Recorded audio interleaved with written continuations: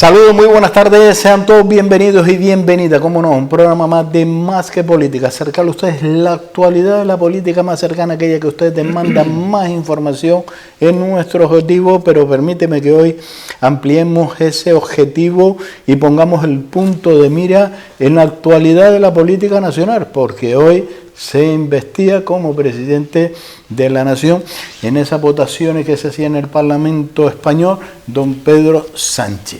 Pues bien, para hablar de esto y de otros temas más, porque vamos a hablar también del Canarias y sobre todo de las aguas de Canarias, con esta problemática que se ha levantado, y queremos llevar a ustedes esta actualidad y sobre todo desde el punto de mira de nuestro invitado. Esta noche nos acompaña en los platos de Canal 4 TV el secretario general de Unidad del Pueblo, don Vicente Quintana. Muy buenas tardes.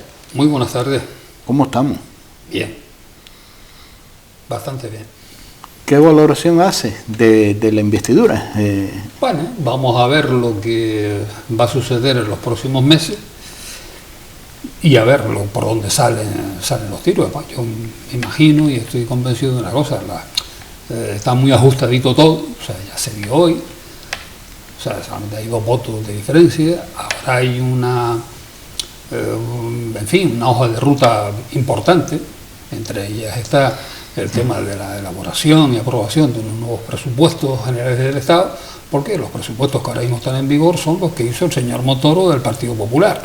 Entonces, claro, la principal misión que debe tener este gobierno, progresista, pues es la de elaborar unos presupuestos que vayan en esa línea.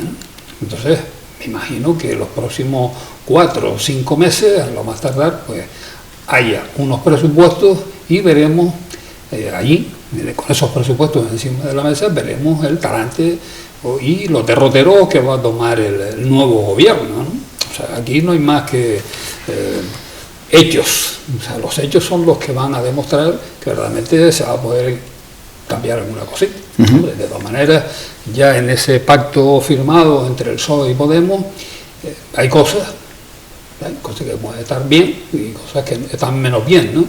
Por ejemplo, hablan de la derogación de la reforma laboral, pues sí, es de los aspectos más lesivos. Lo que no se está hablando es decir, mire, vamos a derogar la reforma laboral, la del PSOE, la del Partido Popular. ¿Por qué no se habla de la elaboración, ¿no?, de llegar a un acuerdo para establecer un nuevo estatuto de los trabajadores, acorde con los tiempos? Del tema de la ley Mordaza, lo cogen con pinzas, etcétera, etcétera, ¿no? O sea, el tema de la precariedad laboral existente, y que es, un auténtico drama, y lo digo ya en el caso concreto de Canarias, pues vamos a ver por dónde van a salir. O sea, nos gustaría saber. O sea, y esto ya lo veremos, me imagino que en los próximos 2, 3 meses, 4 a lo sumo, con respecto al tema ¿no? Vamos a ver qué políticas van a seguir con el tema de las pensiones, si levantan el congelamiento de las pensiones ya por el señor Sánchez a finales del pasado año, y se pone, aunque sea mediante algún tipo y artilugio legal, Real Decreto, como se llame o lo quieran hacer, de decir, bueno, el aumento de las pensiones para el año 2020 sería el 0,9, que es lo que se comprometió este señor en el asunto electoral. Vamos a ver por dónde tire. Vamos a ver si son capaces de establecer ya de una vez por todas dejar bien anclado el tema de las pensiones públicas en la Constitución. A ver si son capaces. O a ver si lo que van a hacer es una reforma de las pensiones, que es lo que más que lo que temo, de que se empiece a estudiar una reforma de las pensiones que pueda ser lesiva para el conjunto de los trabajadores que están inmersos en a tener que ser, ahora jubilados el próximo año, el otro y el otro y el otro, porque ya en este año ya ha aumentado un poquito, pero ha aumentado el nivel de años para poder ir a la jubilación con una cierta garantía, ¿no? Pero eso no es una contradicción, señor Vicente. Hablamos, y yo no, me gustaría que alguien me diera una explicación, ¿no? Y quien lo tiene que dar son los que nos gobiernan, por supuesto, porque alargamos la jubilación, pero acceder a la vida laboral una persona, y ya hablo ya sobre 40 años, le es difícil, y no le digo a usted cómo va a acceder a la vida laboral alguien que tenga 50 o 60 años. No, es que es un problema gordo, ¿no? El que hay ahora mismo. O sea, es que no entiendo, porque dicen, vamos a alargar, por supuesto, alarguen todo lo que quieran y que sea voluntario, porque a lo mejor hay personas que se sienten capacitadas, oye, y quiere estar trabajando hasta los 80 años. ¿Quién le dice que no? Porque si se siente bien y quiere seguir trabajando, esa es su voluntad, y quiere seguir cotizando, pues mire, a lo mejor habrá que abrir esas puertas. Pero la persona que se va al paro y que la despiden con 50 años, que no encuentra trabajo, le va a alargar el periodo para jubilarse hasta cuándo. Exactamente, va a tener un periodo larguísimo, pero larguísimo, de paro, de ayudas, etcétera, que son las que van a cotizar. Imagínese, por ejemplo, que ese señor que se lo despiden, ¿no? O sea, o pierde el trabajo por la causa que sea, ¿no?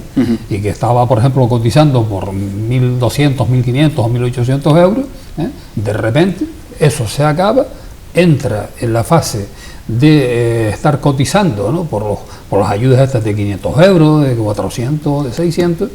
Eso es lo que va a computar. Esa es la base que va a computar. No le van a computar lo de los 50 para abajo. O sea, le van a computar los próximos, los 25 años que haya cotizado últimos, ¿no? Entonces, la brecha es importantísima. Y la tendencia a la baja. Y la tendencia a la baja. ¿Qué quiere decir esto? Que las pensiones de un futuro inmediato van a ser muchísimo más bajas que las que hoy estamos viendo, que ya de por sí son bajas, ¿no?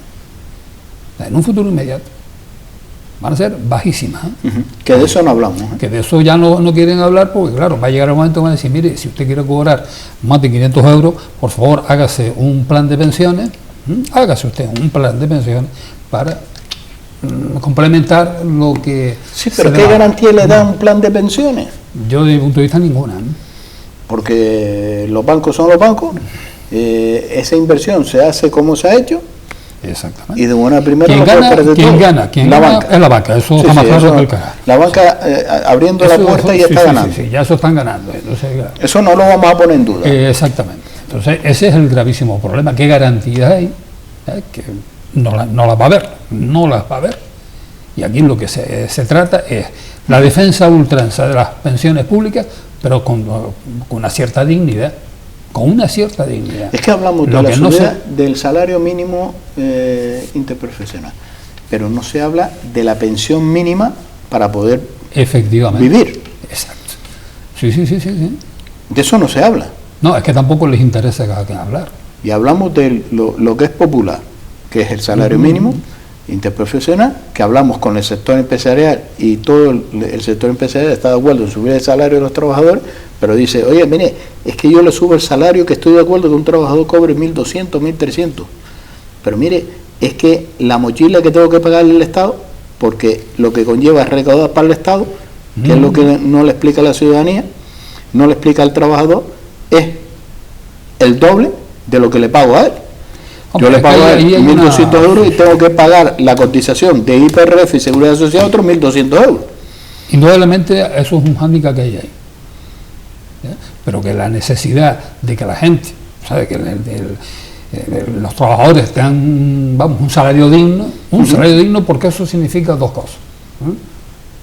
Impuestos que tiene que pagar, habrá perras de las cotizaciones a la Seguridad Social, con lo cual no tendremos muchos problemas, y más consumo, lo que quiere decir que habrá más trabajo, etcétera. La economía circular. La economía empieza a circular mucho. Es igual como el tema de las pensiones. Pero si le apretamos ahora la yugular a los empresarios, los empresarios tienen sus matemáticas y lo sabemos que la regla de tres simple, ¿no? Donde tengo tres me quedo con dos y donde tenía... Lo que me sobra, que es uno, me lo llevo yo también, ¿no? O sea, eso está clarísimo, ¿no?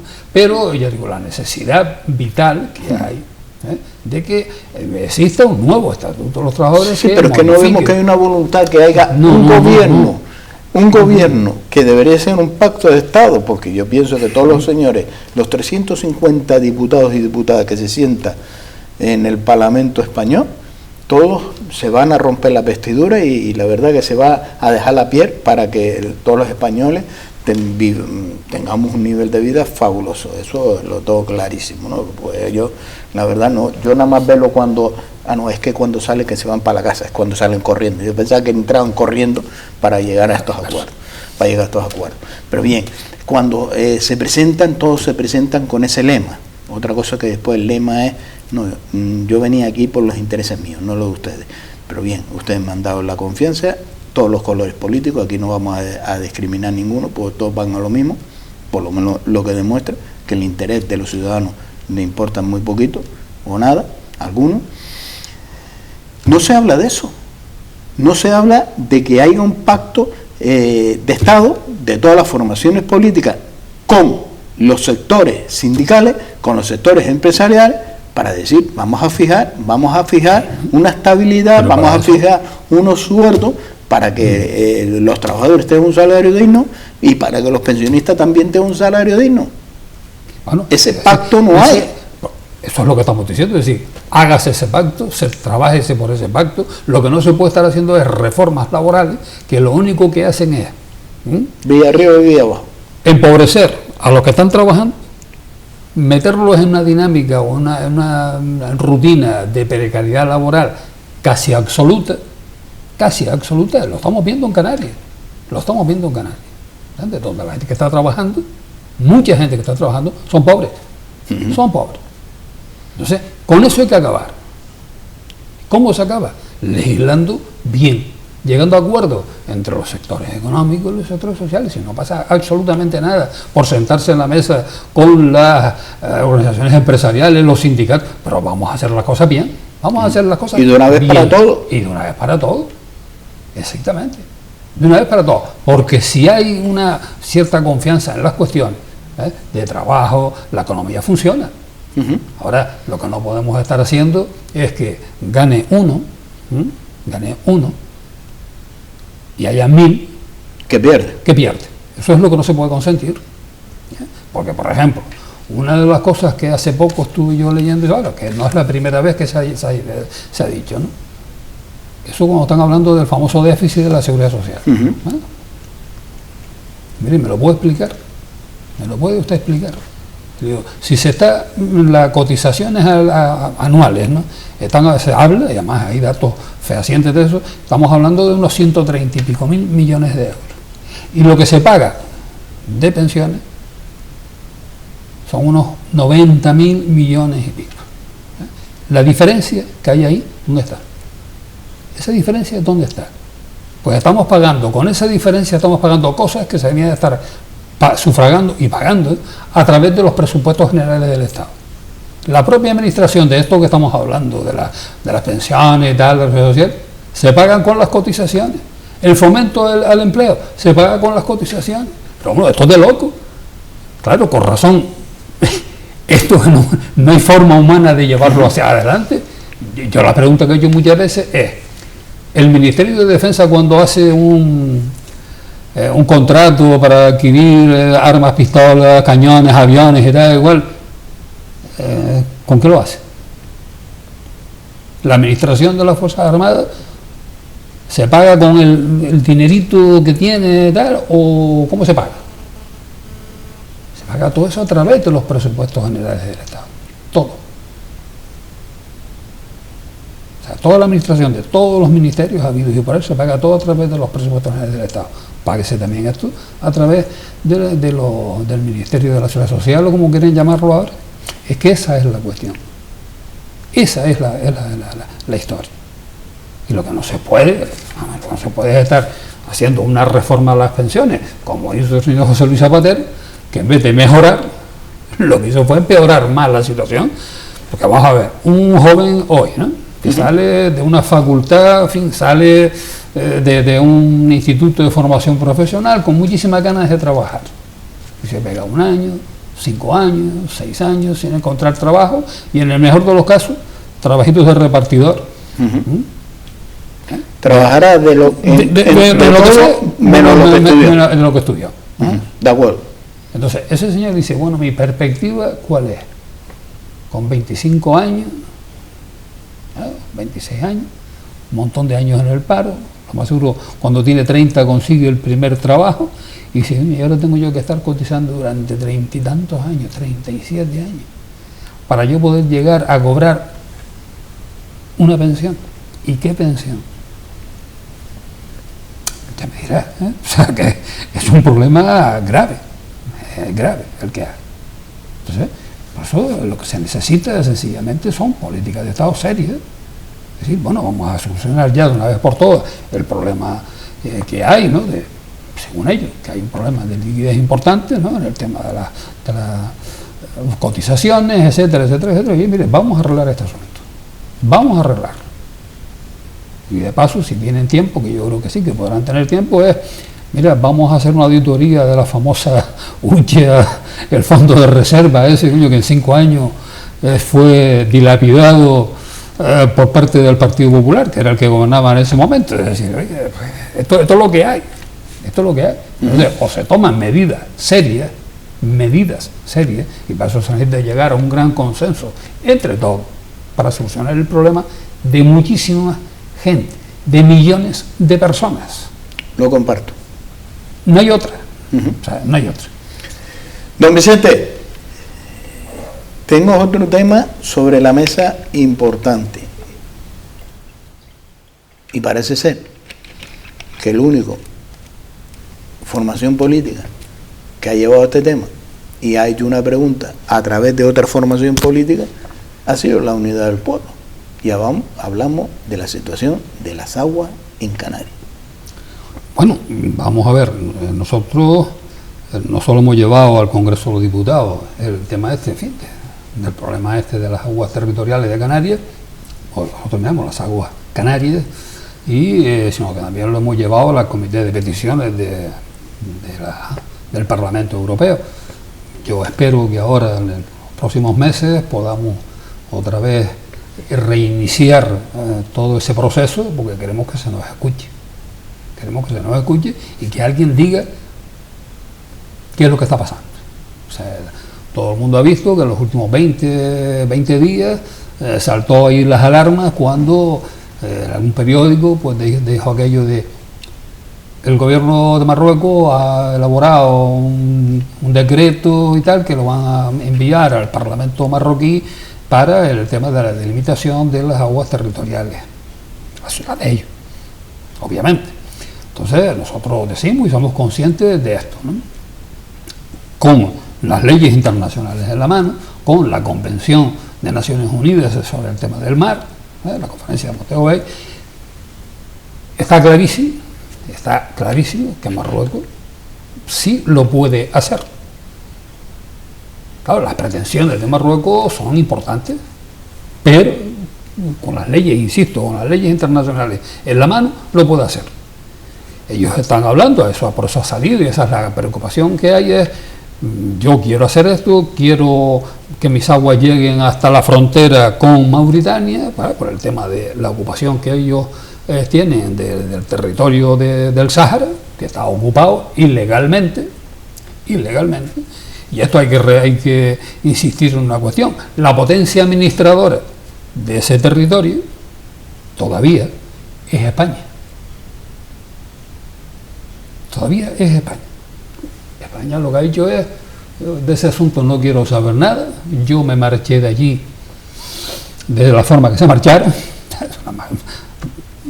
como han hecho siempre todos lados, se marcharon de allí, pero legalmente y ante las Naciones Unidas, la potencia administradora para resolver el conflicto político y llevar al pueblo al Sáhara, al pueblo saharaui, a ejercer el derecho de autodeterminación, es España, no es Marruecos.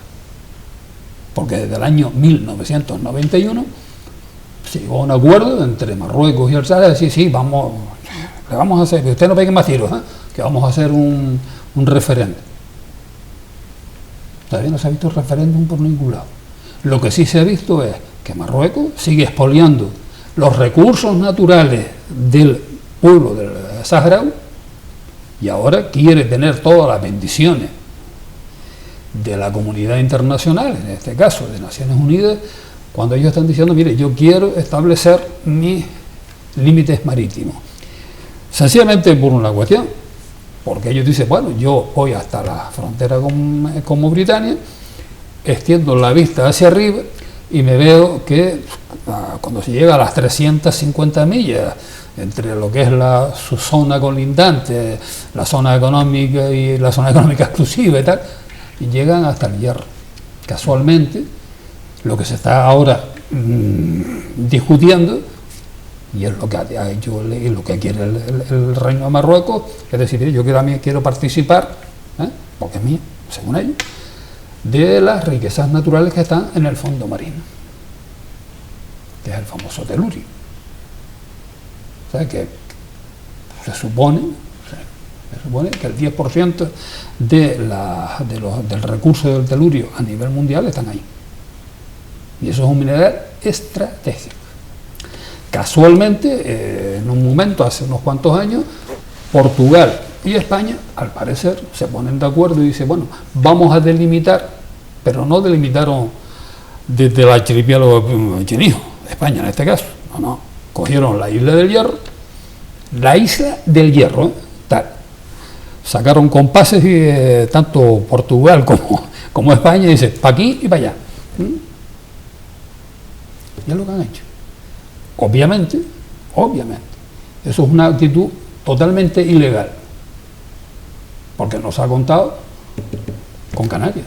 Hombre, ¿cuál es el problema que tiene Canarias? Que Canarias no es un estado archipelágico, nosotros somos islas. Pues si vamos a la terminología que usan ellos tanto en el boletín oficial del Estado como en el boletín oficial de la comunidad autónoma, pues en un momento somos islas, en otro momento pues somos archipiélagos, en otro somos las Islas Canarias, y así, ¿ya? Y así nos va.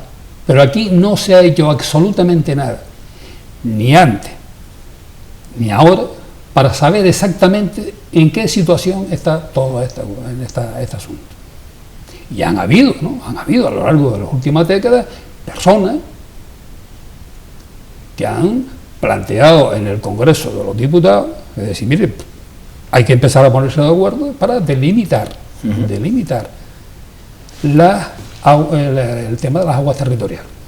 Obviamente todo eso ha quedado en aguas de borraja, porque por ejemplo, aquí hay una cuestión que es la famosa ley 44 del 2010, del 30 de diciembre, de las aguas canarias, que Marruecos cuando la leyó dice, no, no. Bueno, pues aquí, entre otras cosas, dice que en los últimos 30 años se han presentado al menos 40 iniciativas parlamentarias sobre la delimitación de las aguas canarias. Todo eso ha quedado en aguas de borraja. Todo eso ha quedado en aguas de borraja. Si vamos más allá, en el nuevo Estatuto de Autonomía de Canarias, en eso que se llama el artículo 4, el ámbito espacial, en la parte, en fin, el artículo 4.2, habla, por ejemplo, dice, sin perjuicio, ¿no? Y leo textualmente porque eso es lo que está en el estatuto, o sea, no me lo estoy inventando. Sin perjuicio de la delimitación de las líneas de base existentes entre los puntos extremos más salientes de las islas e islotes que integran, según el apartado anterior del archipiélago canario, se trazará un contorno perimetral que siga la configuración general del archipiélago, tal y como se establece en el anexo de este estatuto. Hay un anexo donde están todas las coordenadas y después se empieza a trazar todas las líneas. Las aguas que queden integradas dentro de ese contorno perimetral recibirán la denominación de aguas canarias y constituye el especial ámbito marítimo de la Comunidad Autónoma de Canarias, ¿no? Después aquí habla que el Estado, en el ejercicio de sus competencias, elaborará, dirá, promoverá, proveerá, pero todo en un futuro un tanto lejano, ¿no? Entonces, por ejemplo, aquí estamos hablando de una ley orgánica, que es el Estatuto de Autonomía de Canarias, el 1/2018, el 5 de noviembre, donde están, ¿no?, todas las coordenadas para establecer las líneas de base recta, toda la cuestión, ¿no? Bueno, que son así como están.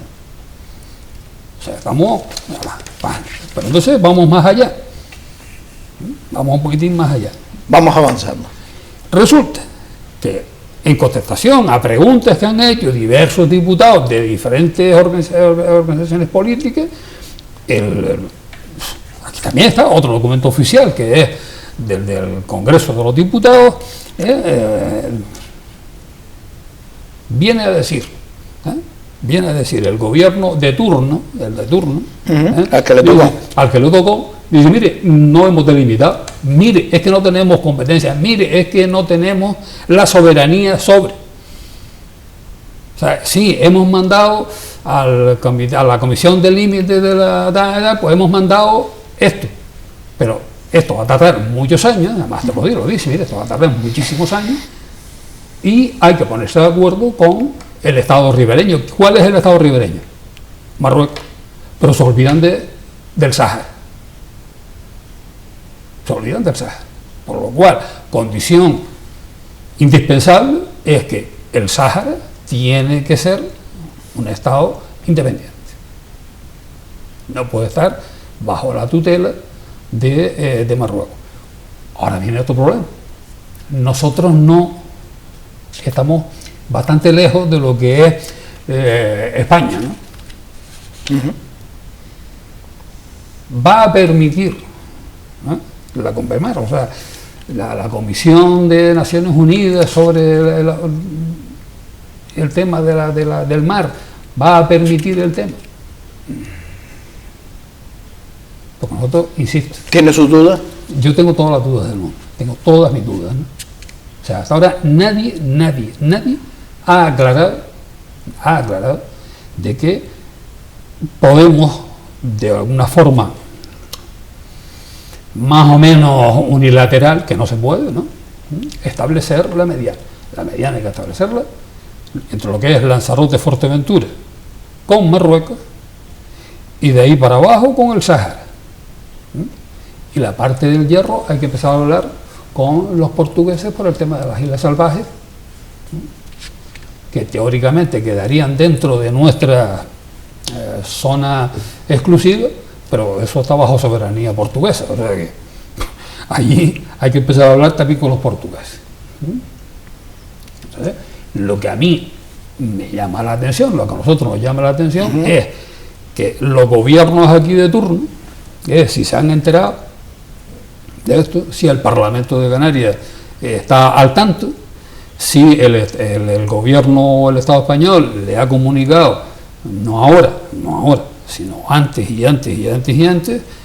al Parlamento de Canarias y al gobierno de Canarias, qué es lo que está haciendo con respecto al tema de las aguas canarias, ¿sabes? Porque es muy bonito, queda en el estatuto, ¿no? Eso le queda precioso. Pero lo que actualmente, y con la ley en la mano, lo único que tenemos nosotros es alrededor de cada isla 12 millas más otras 12, que son 24. Y se acabó. Que es lo que está reconocido legalmente. Si hay otra cuestión que desconocemos, yo que lo digan, ¿no? Porque vamos, es bastante llamativo que, por ejemplo, cuando salta públicamente en diciembre, creo que fue a principios por ahí de diciembre, ¿no?, la primera semana, el tema de esto de Marruecos, ¿no?, de que el gobierno marroquí había mandado al Parlamento marroquí un decreto para el tema de la delimitación de aguas y tal, salta el senador Clavijo, Fernando Clavijo, que hasta hace 3 días, ¿no?, fue presidente del gobierno de Canarias, diciendo, oye, ¿y esto qué es? Y dice, pero vamos a ver, en su etapa de presidente del gobierno, ¿qué? ¿O no? Llama más todavía más la atención que el señor Víctor Torres, que es Víctor Torres, presidente del gobierno de Canarias, el presidente ahora, pues el otro día pues salía diciendo aquí ni 1 milímetro se lo vamos a conceder o nos lo van a arrebatar. Mire, esto es un tema que es bastante peleagudo. Es un tema bastante peliagudo. Pero una cosa es lo que se dice y otra cosa es lo que se hace. Es decir, mire, usted tiene más información que la que tienen los periódicos, que es lo que se está... Porque nos estamos enterando, no por la información que pueda emanar de un parlamento o de un gobierno, no. Nos estamos enterando de todo esto por la prensa. ¿Y esto por qué no se trata en el Parlamento de Canarias? Eso habría que preguntárselo a ellos. Eso habría que preguntárselo. Ahora que tenemos 10 diputados más, para equilibrar. Sí, para equilibrar. Yo creo que habría que empezar, ¿verdad? A decir, mire, este tema, que según ustedes, ¿no? Y es cierto, ¿no? El tema de las aguas canarias, que está recogido en el Estatuto de Autonomía de Canarias. ¿Esto es serio o es papel mojado? Yo digo que es papel mojado. ¿Papel mojado? Papel mojado. ¿Y en qué se basa? Sencillamente porque Canarias no es un estado archipelágico, tal y como viene en la normativa, de la Conferencia de Montego Bay. ¿Y por qué no se ha hecho un estado archipiélago? Pues habría que preguntarle también a los de aquí y a los de allá. Hay posibilidades de muchas cosas. Se está estudiando ahora legalmente, ¿no? Hay un grupo de trabajo, en fin, que está con voluntad. Con voluntad, pero es un grupo de trabajo no gubernamental, gente más o menos experta en estas cuestiones y tal, que están queriendo elaborar un informe serio. Pero el que tendría que hacerlo es el que no gobierna. Sí, pero si el gobierno de Canarias o el gobierno de España parece ser que no está muy interesado en estas cuestiones, más allá de decir, no, la defensa de ultranza de Canarias, pero esto no es una asignatura pendiente que ha tenido todos los gobiernos. Sí. No, yo insisto en una cuestión. Aquí, en esta cuestión. Estamos hablando del año 2010, eche para atrás, y dice que en los últimos 30 años, y en los últimos 30 años, se han enviado allí desde preguntas escritas, preguntas orales, documentos, etcétera, y no han contestado. Y lo que han contestado, en el mejor de los casos, cuando han contestado, han dicho, por activa y por pasiva, primero, que no han tenido tiempo de delimitar. Segundo, que es lo más importante, que no tienen soberanía para hacerlo. Que no tienen soberanía para hacerlo el Estado español. Y eso es preocupante, claro que es preocupante, porque los perjudicados somos los canarios y las canarias. No es el señor de Valladolid o el señor de otro lado, no, mire, somos nosotros los que vivimos aquí. Y eso es lo preocupante. A mí que usted me diga, no, es que en el Estatuto de Autonomía dice tal cosa. Bueno, vale, sí, ¿y? Eso está reconocido ahora mismo, está reconocido en Naciones Unidas. Está reconocido esto en la Comisión de Límites y tal, de la plataforma marítima y tal, dependiente, pues eso es un tema que depende de Naciones Unidas. ¿Eso está reconocido allí? No. ¿O entonces? ¿Usted ha establecido la mediana o se ha establecido la mediana con Marruecos, con el Sáhara? No, entonces. ¿De qué hablamos? ¿De qué hablamos? Y entonces esta es una asignatura pendiente y muy importante, ojo, y muy importante para el futuro de Canarias, pero para el futuro inmediato. ¿No hemos dormido en los laureles? Yo creo que aquí vamos a ver, yo no sé si usted se acuerda de que un famoso Consejo de Ministros que hubo aquí en Palma, ¿no? Presidido por el señor Zapatero, y en ese momento el que estaba de presidente aquí de la comunidad autónoma era el señor, ¿cómo se llama? Se me fue, no subía rápido de los elementos estos, ¿no? De Paulino Rivero. Que todo el afán de Paulino Rivero era, todo el contorno de las aguas, que son 400 y pico mil kilómetros cuadrados, por el tema de la financiación. Zapatero dice, no hay problema. Mire, y es más, vamos a establecer un plan especial para Canarias, dotado con 25.000 millones de euros. Aquí no se veía ni un euro, ni uno, ¿eh? Porque lo que estaba en ese famoso rollo de los 25.000 millones, habían cosas que eran de tema de infraestructura, carreteras, etcétera, etcétera, que ya estaban dotados financieramente desde años atrás. O sea, que vendieron la moto, o sea, nos vendieron de mala manera, y el señor Paulino Rivero tan contento porque iba a tener más financiación. Mire, estas son las cuestiones, es que estas son las historias.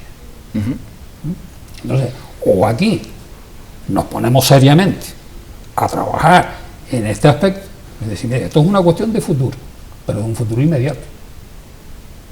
O sea, porque normalmente las comisiones estas de límites y tal, lo que establece la Naciones Unidas, eso en un plazo de 5, 6, 7 años, resuelve. Y como resuelvan, eso es, ya no hay una cosa superior que diga, mire, vamos a ir allí ahora a dilucidar. No, mire, esto, ¿no? Entonces, yo no sé a qué se está esperando. Francamente, no lo sé. Entonces, ¿que hay opciones? Claro que hay opciones, hay, en fin. Cada vez menos. Cada vez menos, bueno, pero hay gente que plantea, hombre, esto se podría hacer si tuviésemos una plena autonomía interna, pero bueno, vale, una plena autonomía interna. ¿Por dónde pasa? ¿Por dónde pasa? Por una sencilla razón de que ese estatuto de plena autonomía interna esté reconocido, por ejemplo, que tiene que estar reconocido por Naciones Unidas, por ejemplo. Tiene que estar reconocido. Entonces podríamos, y lo pongo así en condicionales, podríamos empezar a hablar con la ley en la mano, con las leyes internacionales en la mano. Podríamos empezar a hablar. Pero claro, ¿eso qué es lo que conlleva? Que automáticamente podríamos estar dentro de los territorios no autónomos, por decirlo de alguna manera, pendientes de que ejerzan el derecho de autodeterminación. Como hay un listado impresionante, ¿no? Un listado impresionante. Entonces, esa es una vía. Sí. Esa es una vía. Pero claro, el problema es la actitud que pueda tener y que tiene el Estado español. Porque, por ejemplo, ¿por qué ocurren todas estas cuestiones? ¿Por qué todavía nosotros seguimos siendo una cosa que se llama regiones ultraperiféricas? ¿No? Que es un sinónimo bonito para no llamarnos colonia directamente. O sea, porque eso de regiones ultraperiféricas era lo que tenía la Francia con sus colonias, que eran los territorios autónomos. Entonces cambian toda esa parafernalia legal y ahora son regiones. ¿Por qué no vamos nosotros, que además es una cosa que es legal, o sea, yo no estoy diciendo una barbaridad, en la parte cuarta del Tratado de Roma se habla de los países y territorios de ultramar? Pues nosotros no que seamos, o sea, usted dice que somos ultraperiféricos, pues mire, países y territorios de ultramar, estaríamos en otras condiciones, ¿no? de poder hablar con otros, aunque sigamos dependiendo políticamente, por decirlo de alguna manera, del Estado español, pero estaríamos en otras condiciones. Podríamos plantear muchas más cuestiones. Eso es lo que hay que hacer. Entonces, hay pequeños países, ¿no? La zona del Caribe, el Pacífico y tal, que lo han conseguido, territorio petro.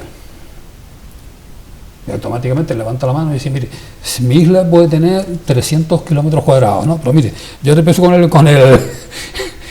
el compás, ¿no? A borrar, y mira, ahora resulta que esta isla de 300 kilómetros cuadrados, pues tiene, pues eso, 50, 60, 80 o 100.000 kilómetros cuadrados. Y los recursos que están ahí es de esta población.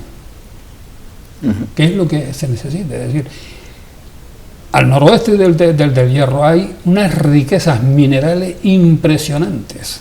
Y el Estado español, que es el que ha hecho, a través de una serie de, además aquí lo explica, ¿no? Que aquí lo explica. Mira, nosotros con esto, con los otros, el Instituto Mireno de no sé qué, con el Peri de famoso, ellos durante años empezaron a barrer toda la costa al noroeste de la isla de Hierro. Empezaron a barrer, y empezaron a vitimetrear toda la cuestión. Entonces empezaron a sacar muestras para sacar. Entonces dice, bueno, se supone o se presupone que allí hay de esto, de lo otro, tal telurio, manganeso, cobalto, níquel, de esto, lo otro, de más arriba, de más abajo. Eso es igual como hace también unos cuantos meses un estudio elaborado aquí por algunos profesores de la Universidad de aquí de Las Palmas y de La Laguna, que establecieron que en la zona esta de Fataga, etcétera, etcétera, había minerales impresionantes, las famosas tierras raras, para dar y regalar. Entonces todas esas cuestiones son importantes que las sepamos, porque por ejemplo cuando salió el tema del telurio, el último en enterarse fue el gobierno de turno que hubo aquí de Canarias. El último. ¿Cómo se enteró muchos ciudadanos aquí en Canarias? Gracias a un suelto, a un articulito que había sacado pues, un periódico. Don Vicente, se nos ha ido el tiempo, pero como siempre, veloz y rápido. Este tema y este tiempo hay que dedicarle todavía mucho más tema y mucho más tiempo a este tema que tenemos sobre la mesa, porque es un tema de mucho interés que no palpamos y desconocemos mucho los ciudadanos que habitamos en las Islas Canarias. No sé bajo qué interés no quieren que tengamos esta información, pero la iremos desgranando poco a poco. ¿Usted se acuerda de eso que se llama El Dorado? El Dorado está en el Hierro. Pues de este tema hablaremos nuevamente y lo retomaremos sobre la mesa con la documentación que usted tiene y ha dispuesto a través de esas preguntas que ha llevado al Parlamento español y con esas respuestas que ha tenido. Don Vicente, un placer tenerlo en esta casa comenzando este año 2020. Pues muchas gracias y en fin, repetir, gracias por la colaboración y estamos en disposición de volver para hablar de esto y algún otro tema. Pero este tema es muy importante. Efectivamente, seguiremos tocando ese tema y sobre todo toda esa documentación que tiene e información que tiene. Lo dicho, gracias por estar con nosotros, don Vicente. Bien. Pues cerramos esta entrevista con el secretario general de la Unidad del Pueblo, don Vicente Quintana. Hemos cerrado esta entrevista hablando de las aguas canarias, un tema importante. Un tema que no le dan la importancia o no le dan la importancia, no sé con qué bajo concepto o qué directrices los que nos gobiernan, aquellos que nos dicen que son la voz de Canarias en el Parlamento Canario, los que defienden a los canarios en el Parlamento Canario, y se llenan mucho más la voz o la boca, en este caso, cuando dice que en Europa. Pero bueno, dime qué presume y diré de qué carece. Y ahí está ese tsunami que habla don Vicente Quintana, que nos puede pasar por encima y Dios nos coja a todos confesados. Señores, nos vamos a publicidad y a la vuelta seguimos con ustedes aquí en Más que Política.